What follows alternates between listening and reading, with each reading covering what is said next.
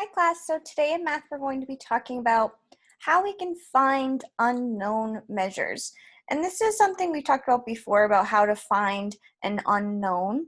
And we talked about how we can use like inverse operations like division or multiplication or addition or subtraction depending on the problem. So we have a little background knowledge with that, but in this case we're really going to be focusing on when we're talking about area or perimeter. What if we are given the perimeter area, we're given one of the sides, but we have to find the missing side, what the other side is. So I'm going to teach you how to do that. So what is an unknown measure? When we're given the area or perimeter, we're given the length of one side of the shape, but we have to find that other side of the shape. So like in this example, we're given the perimeter is 30 inches, and we're given that the height or the length is 12 inches, but what's missing, what we would need to solve for, is the width. So let's first take a look, what if we're given the area? So let's read this problem together, and we're going to try to find the missing side when we're given the side and we're given the area in a problem. So it says, Tanisha is painting a mural that is in the shape of a rectangle. So here's our mural, our rectangle. And the mural covers an area of 54 square feet. So we were just given the area in the problem. The base of the mural measures 9 feet. So in math, you guys know sometimes we can use different words. They're saying base.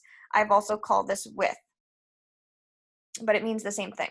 So the base of the mural measures 9 feet. What is the height or the length? So we're given a lot of information here, and I'm going to first fill in the information that I definitely know and learned by just reading the word problem. So I learned that the area of this whole rectangle is 54 square feet. I also learned that one side of the mural is 9 feet. What I need to find is the height. That's the unknown. And remember we talked about this before, how sometimes we use variables or letters to represent an unknown. So when we're using an equation here, we're using the letter n for what we're trying to solve for. We're trying to find the value of n. So the formula or the equation is area equals base times height, or length times width, depending on whatever letters you want to think about.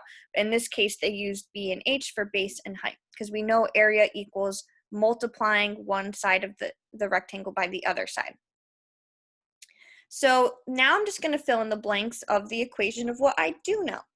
I do know the area, so I'm just going to plug in 54 instead of A. And I do know what base is equal to. I know what B is equal to, so I'm just going to plug in the 9. Now all I have left to solve is for n. I don't know what that is, but I can figure it out by using the information I just put into this equation. So using that information, I need to then think about, well, 9 times what equals 54? And if you know your basic facts, that should pop right in the top of your head. If you don't know your basic facts for 9s, then you might want to use the little trick you can do with your hands. If you don't know that trick, then you might need to pull out a multiplication chart. You could even think about this as, again, inverse of multiplication is division. So do 54 divided by 9. So go ahead and solve, and that's going to be our answer for the height of the mural. So what'd you get? 9 times 6 equals 54. So 6 was our unknown number. That's what was missing. So the value of n is 6. That's the height of the mural. So in the end, we found that the height, what was the height? That was our question. The height is 6 feet. The height of the mural is 6 feet. So that's if we're given the area. That's what we would do. We plug in the numbers and we solve for the unknown. Now, if we're trying to find perimeter, it's a little bit more complicated because the equations get a little bit harder, but it's doable. So I'm going to walk you guys through how to do it. And if this strategy doesn't work for you, if it's like really hard doing the multiplying, You can think of it as addition, but I want to, again, stick with the multiplication as like our 4th grade standard. So let's read this problem and solve. We're, again, given the perimeter, we're trying to find the unknown measure. Gary is building an outdoor pen in the shape of a rectangle for his dog. He will use 24 meters of fencing. So in all, total, the amount of fencing he wants to use for the pen is 24 meters. The pen will be 3 meters wide. How long will the pen be? So what we know is the width, what we don't know is the length. So first step is plug in the information you do know from reading the word problem. What I do know is that W, the width, is 3 meters, and what I do know is the perimeter, the total number of fencing, is 24 meters. What I don't know is L, the length, so for now I'm just going to call it N. That's the unknown that I need to solve for. So that's using my picture, my model, but what about the equation? So let's take a look at our equation. So this was a formula or equation I taught you guys in the lesson earlier about perimeter, how we can think of perimeter being equal to 2 times length plus 2 times width. Why is that? Because the width is the same on both sides. So we can just double it by multiplying by 2. And the length is the same on these both sides here. See, they're the exact same length. So we can just multiply whatever that is by 2 to get the length of both. So what I know from the word problem, the perimeter is 24. I know to multiply by 2 to double it to get the length of both sides. And I know to double the 3 meters here to get the length of both sides, this side and this side. Because again, I'm trying to find L, the length, but what I'm given is the whole, and I'm given these 2 parts. So what I do know, perimeter equals 24. I do know the width is 3. So first step, do what you can do in this equation. Can I do 2 times n? No, because I don't know what n is. But I do know what's in these parentheses, 2 times 3. That's a basic fact. So plug in what 2 times 3 is. 2 times 3, you should know, hopefully, equals 6. Okay? So now, this is what I know.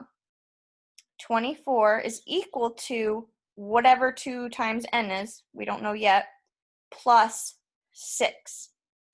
So we need to think about how can I find this? Well, we can again do inverse. The inverse of addition would be subtraction. If I subtract 6 from 24, I'll be left with what 2 times n is.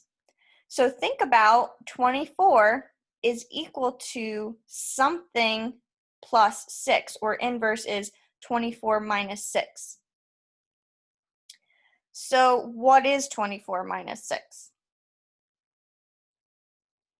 Hopefully you can do that in your head. If not, maybe use your fingers or do it quickly on paper pencil. 24 minus 6 is equal to 18. So then that means 18 is the value of 2 times n. But that's still not giving me n by itself. That's what I'm trying to get is n alone. N is equal to what? So again, I have to do the inverse of that by doing 18 divided by 2, and that will give me what n is. Or I can think about 2 times what equals 18. 2 times what equals 18, or 18 divided by 2. Hopefully you know that because you know your basic facts. And you're left with 9. So 2 times 9 equals 18. And so the value of n alone is 9. So we found that the length of the pen is 9 meters. So the way to think about this, I know it sounds challenging. It might be a little hard to process, so you can re-listen to this again if you have to. But just thinking about, you're thinking, okay, if this side is 3 and this side is 3, that's equal to 6, right? 3 plus 3 equals 6. if you want to use addition. So then you have to figure out, okay, if the total is 24, if I get rid of that 6, 24 minus 6, I'll be left with the length of both this side and this side, that's how we got the 18. So if I know that this side plus this side equals 18, all I have to do is 18 divided by 2 to get what one of these sides is equal to. So that's kind of the way to look at it if you want to think of the addition part instead of multiplying. 3 plus 3 equals 6. 24 minus 6 equals 18. 18 divided by 2 equals 9. And you're left with what that one side was equal to, which was what we were trying to find. All right, so now you're going to try it. In this first problem, we are given the area and we're given one side of the rectangle. We want to try to find the other side of the rectangle.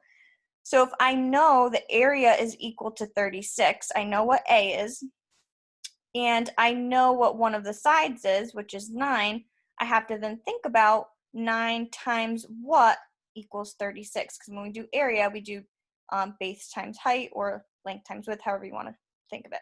So 9 times what would equal 36? You can think inverse operation. What's 36 divided by 9? Or 9 times what is 36? So that should be a basic fact that you know off the top of your head, hopefully by now. So 9 times what equals 36? And you should get 4. 9 times 4 equals 36. So what was this unknown side? 4 feet. 4. That's it. So that one's pretty easy. Let's look at if we're given the perimeter. So here we're given that the perimeter is 30 feet. So that means all these sides added together equals 30. Remember, perimeter is the length of all the sides of a shape. We also know the length of just this side is 7. That means that this side of the figure is also 7, right? Because these two sides are the exact same length. So what I know is this side is 7, I know this side is 7, and I know the whole perimeter is 30. I want to try to find just what one side, this other side is. So to do that, I set up the multiplication equation. If you like the other way, you can try that. But I'm going to do it this way. So I know perimeter equals 30. I know one side is 7. I'm doubling it because there's two sides that are that length.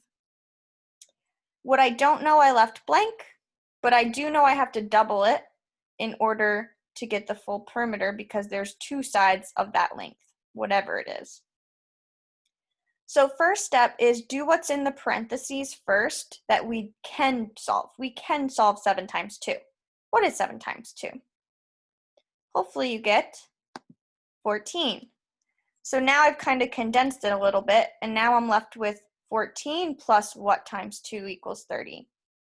So this is where that inverse operation comes in. We're going to have to subtract 30 minus 14 in order to kind of get to what we're trying to solve here, which is what 2 times what is equal to.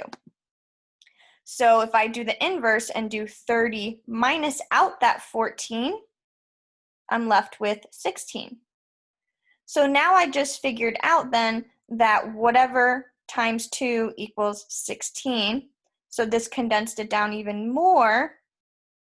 And then I just have to do 16 divided by 2 to get this number, or 2 times what equals 16. And you should know, thinking of your basic facts, that 8 times 2 equals 16. So we just found the missing length side is 8. So in the addition way of thinking about that, you could have done 7 plus 7 equals 14. 30 minus that 14 is 16. 16 divided by 2 equals 8. So that's how you find the missing side for area and perimeter. If you have questions, let me know. Try this out on your own on the exit slip and on Think Central.